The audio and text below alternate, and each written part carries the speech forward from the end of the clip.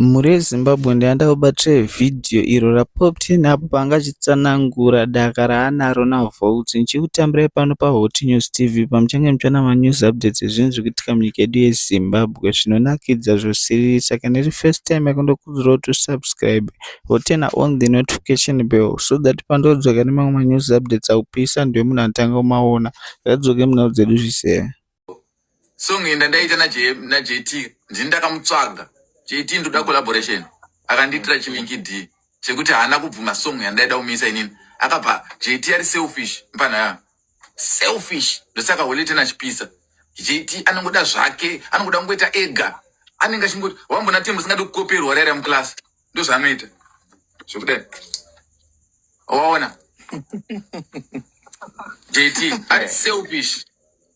Ndini ndakamutanga munun'una uyatiite song. So far ane 2 masong ake ndisina yangu. Saka ndiri selfish reni.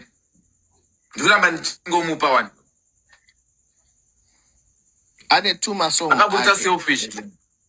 Ndobva ndatomupa imwe song yekuti nguva newe. Why ndakazompa nguva newe? Hanzi chi atamani pane mana alright ndozvirenga.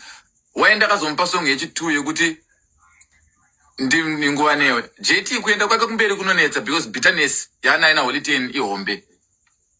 Anenga zvandiri kutaura zvokuti inini ndenchiti nati don't compare with me bra. Hard work yangu hauimeche. Hard work hauimeche nati haugone kumecha hard work yangu. Pandakarova kokai wakaita 1 week kuti upedze verse.